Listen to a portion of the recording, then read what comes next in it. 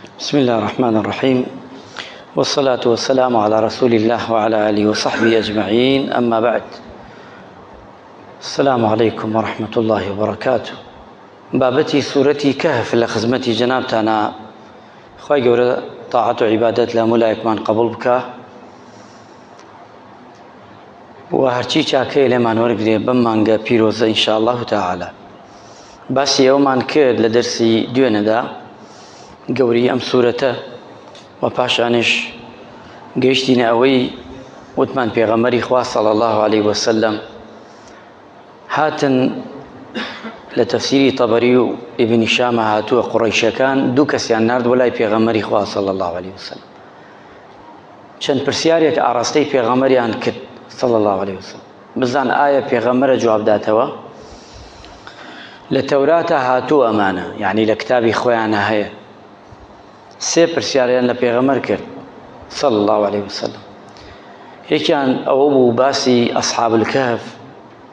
ياراني أشكوت هيك لوانا أو بياويك خور آلات وخور هاوا أقريتوا وسيم يعني إجباسي الروح. پیغمبری خوا صلی الله علیه وسلم فرمووی سبەی نێوەڵاتتان دەدەمەوە، سبەی نێوەڵامتان دەدەمەوە، جوابتان ئەدەمەوە. ئەوە بوو بەیانی هاتنەوە پێغەمبەری خوا جوابی نەداوە، وحی بۆ نەهات، چونکە پێغەمبەری خوا صلی الله علیه وسلم لە خۆی قسە ناکە وما ينطق عن الهوى إن هو إلا وحي يوحى. وحی بۆ نەهات بۆ پێغەمبەر صلی الله علیه وسلم، دووەم ڕۆژ نەهات، سێم نەهات، چوارەم. زۆری پێچوو پێغەمبەری خوا زۆر بێتاقەت بوو. لێرەدا پێغەمبەری خوا صلی الله علیه وسلم دەرسی ئەوەڵمان دوای باس دەکەین. وشەیەکی وتی بەیانی وڵامتان دەدەمەوە، ئەوە کە ئەمڕۆیە مەڵێن ئەوە بەیانی دێم بۆ لات، ئەوەی سە هاتم فڵان ئینشاء اللهمان نەکرد لەگەڵی پێغەمبەر ئینشاء اللهی نەوت، وحی ڕاگرت خوای پەروەردگار. ئەگەر لە پێغەمبەرێ وحی ڕاگرێ لەبەر ئەوەی وشەیەک لە فکری چووە بە تەئکید لە ئێمە ئیشەکانمان ئەبێ ئینشاء اللهی لەگەڵا بێ. بۆی عولەمایە فەرمن ئەو ئینشاء الله پێغەمبەری خوا ڕاستەوخۆ وتی بەیانی وەڵامتان دەدەمەوە، نەوتی ئینشاء الله بەیانی وەڵامتان دەدەمەوە. جبریل دوای ماوەیەک هات و سوورەتی کەهفی نازڵ کرد. سوورەتی کەهف ئەم باس و خواسانە هەڵئەگرێ جوابدانەوەی کافرەکانە. بسم الله الرحمن الرحيم. أعوذ بالله من الشيطان الرجيم. بسم الله الرحمن الرحيم. الحمد لله الذي أنزل على عبده الكتاب ولم يجعل له عوجا. آيتي كم چين سر تفسيرك.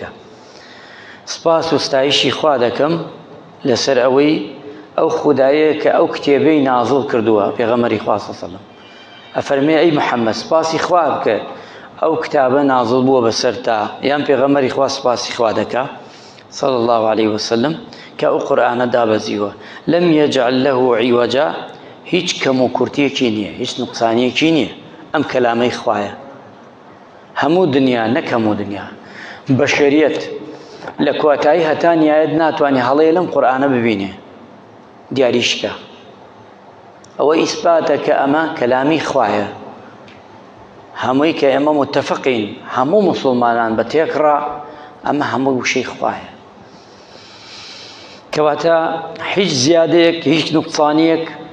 هیچ هاوشێوەیەک وەک تەورات و ئینجیل کتابەکانی تر کە زیادیان کردبووی کە نقصانیان کرد نە نێتیایی. ئەمجا پەروەردگارە فەرمێ لە دوایەوە قيما لينذر بأسا شديدا من لدن ويبشر المؤمنين الذين يعملون الصالحات أن لهم أجرا حسنا. أمجا فرمي قيمة يعني قيمته بهايكي هر قوريه أم قرآن بيروزة لديواني خوادا. أم قرآن كتابك آساين يا مسلمان كان كتابك نير وفريدتنا وكتاب خانوا آسايبه ها بيا وقديمة كان بوجاران قرآن باتايا بو مجلس خلصيان لبري خوا علي قيما كتابك آساينية سادنية وكتابة كانت أما تايبت من دي خوية أم قرآن واتا كوري أم قرآن ويشبه قوري بقرن وهر كسي بقوريشي بزاني لا إخوة بريزة وقوري قيما لينذر بأسا شديدا من لدن. بەڵام مژدەش ئەدا بەو کەسانەی کە کافرن و کە دژی دژایەتی پێغەمبەرەیە کە پێغەمبەرەکەیەکەن و ئیمانیان بەو قورئانە نییە کەچی سزایەکی توندیان هەیە بۆی. بۆچی؟ بۆ ئەوەی کەوا بێداری بێشکۆیی ڕێزگرتن لە قورئان ناگرن و لە پێغەمبەرەکەی ئەوە ئەی پێغەمبەری خوا سەڵەم مژدەیان پێ بدە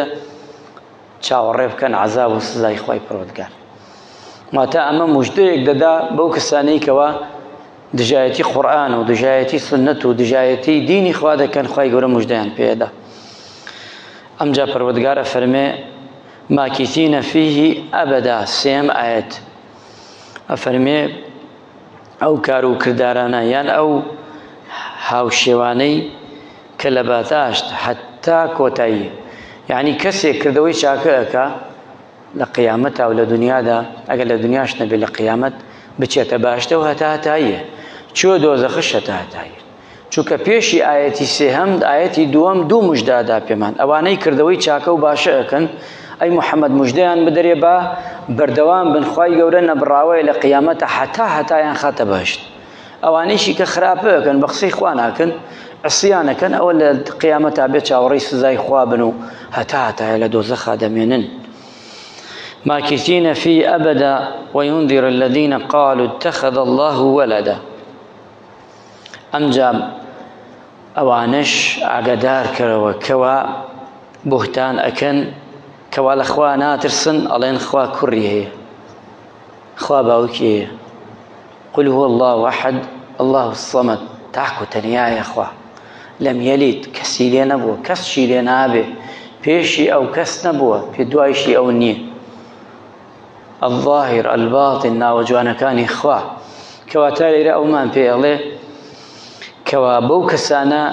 وریابن ئەم ئیفترایە مەکەن، ئەم قسە هەڵمەبەستن لە دیوانی خوای پەروەردگاردا. ما لهم به من علم ولا لآبائهم. هیچ زانیاریەکیان نییە دەربارەی ئەمە، بۆ هیچیانیش نییە، نە خۆیان نە ئەوانەیشی لەسەری خۆیان باو باپیریانە و ئەوانەی قەشەکانیانە هەرکی کە ئەماڵێ کە ئەو قسانەیە دەکەن. ئەو قسانە كبرت كلمة تخرج من أفواههم، أو قسية كشيء قسيك وشيك إن يقولون إلا كذبا. لدروزي أترني دول روجنا بتاعنا ويمان بيني أو قسانة كذكري خوا كريه نعوذ بالله خوا بوني ليك يبو، أو أنا قشتي افتراء ودروية أجبناوي دين شو بكري دروية أو دين الراسني أبي وريا بن إيمان داراني خوشويس. كواتا أما پیغمبری خوا صلی الله علیه وسلم ام آیاتنا که نازل به پیغمبری خوا آوا گفتگو که لگل خواه، یعنی وشه به وشه خواه گوره به جبریل اینیری بو پیغمبری خوا صلی الله علیه وسلم. پیغمبری خواش وشه به وشه چیه که جوابی خوای پروردگار داتو. آیتی ششمان پیغمبری خوا صلی الله علیه وسلم زور خم خوا بو اوی که مشرکین آوا درباره ام کلام شیرین وادلین، چونکە پێغەمبەری خوا خەمخۆری هەموو ئومەتەکەیەتی، حەز ناکا یەک کەس بچێتە دۆزەخ إلا من ئەبا. پێغەمبەری خوا لیان پرسی تۆ چۆنی بۆ ئومەتەکەت؟ وتی وەک ئەوەیە شەوێکی تاریک هیچ ڕۆشنایی نییە، ڕۆشناییەکی کەم هەیە، ئەو ڕۆشنایە لە شوێنێکی زۆر تاریکە، ئەو ڕۆشنایە بکەیتەوە خۆمان ئەڵێن مۆشیلەیان ئەڵێن گیان لەبەرێک هەمووی ئەچێ بۆ دەوری ئەو ڕۆشنایە. ئەڵێ ڕۆشنایەکە منم ئەوانەیشی دێن بۆ ئاگرەکە، چونکە ئەوان نازانن ئەمە ئەو ڕۆشنایە مێشە ئەڕوادا لە ئاگرەکە یەکسەر چێ بێ نامێنێ. ئەڵێ منش ڕۆشنایەکەم ئومەتەکەمش دێن بۆ ناو ئاگر، بەڵام من ئاوام کردووە نایە لەم بڕۆ زۆری ناگەڕێنەوە ئیلا من ئەبا، بەڵام هەیە هەر حەزەکا بڕۆ لەژێر باڵمەوە ئەچێ، لەبانەوە ئەچێ، لەیلاوە ئەچێ، لەولاوە ئەچێ، هەرچی یەکەم بەردەمی ئەگرم هەر حەزەکا بڕۆ. ئەوانە تر دەسەڵاتی منیتیانە، بەڵام هەتا پێی بکرێ پێغەمبەر گیان صلی الله علیه وسلم هەمووی ئەگێڕێتەوە. بەڵام تر ئەوەشی خۆی بڕیاری دابێ بۆ ئاگری دۆزەخ خۆی هەڵگرتە پێ، ئەوە شتێکی ترە، چونکە خوا باشتی داناوە دۆزەخشی داناوە،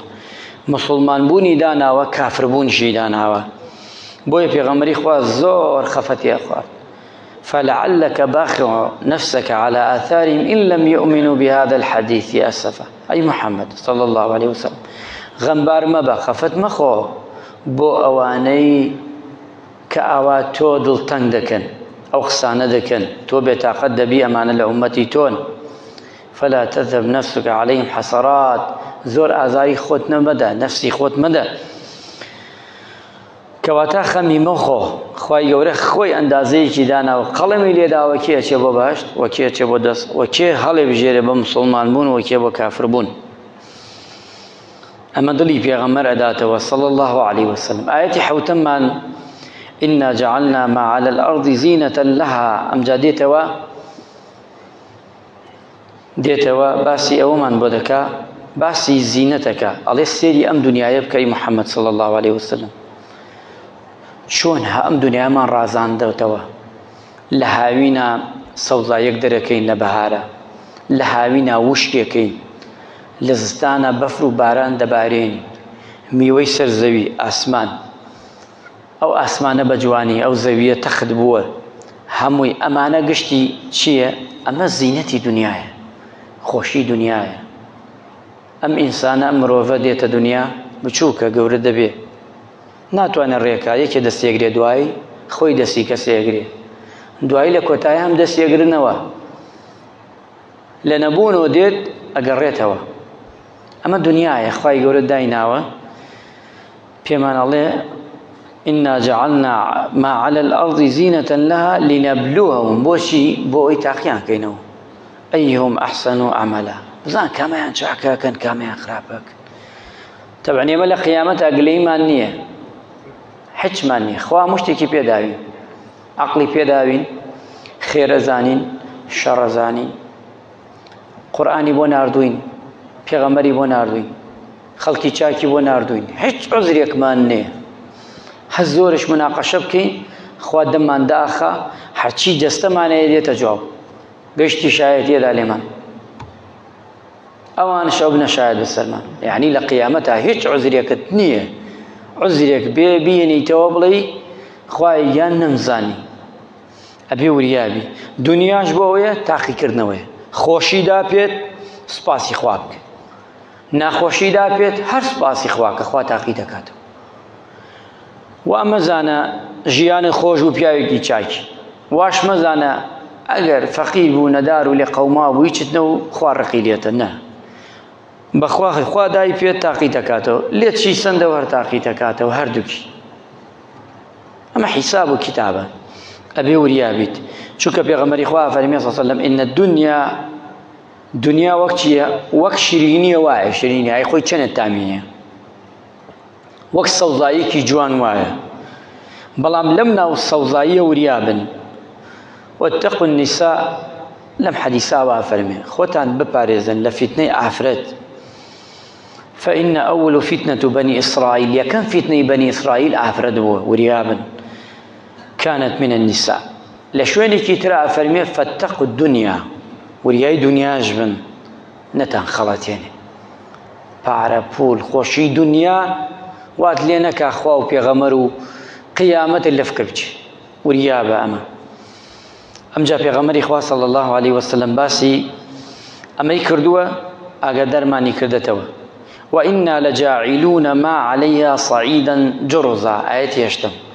بێگومان ئەوەیە ئەو سەوزاییە کە دروست دەکەین ئەو زەویە کە تەخت دەکەین کە سەوز دەبێ ئەوەی کە لە زەوی دەرەچێ بەرەو بوومی هەیە یان نییە ئەوە گشتی قەراری خوایە خوا چۆن قەراری لەسەر بدە ئاوایە بۆ ئەوەیە أي محمد صلى الله عليه وسلم بو أويا كتويج خمو خفتي نخوي دلت شي بدينو بم آياته يعني شرطواني أم جالك وتعيش داديت أوي بيمان الله شون دنيا لنبونوا كاتي أمري لتشلي حاوينها همو يزرد بيتو أقسيري كيالي أم زيوية قد صوزنا بي بهاوين به لبهار شا كسيري كيالي أم زيوية قد شي قد صوزينا الروح الله چاک بزانه مردن شوا و قیامت شوایە هەمومان دەمرین لەو خۆڵە دامێنین و لەو ژێرە و بەخوا هەمومان زنیە بینەوە وەک چۆن ئاوا یەکتری بینین ئاوا لە قیامەت یەکتری بینینەوە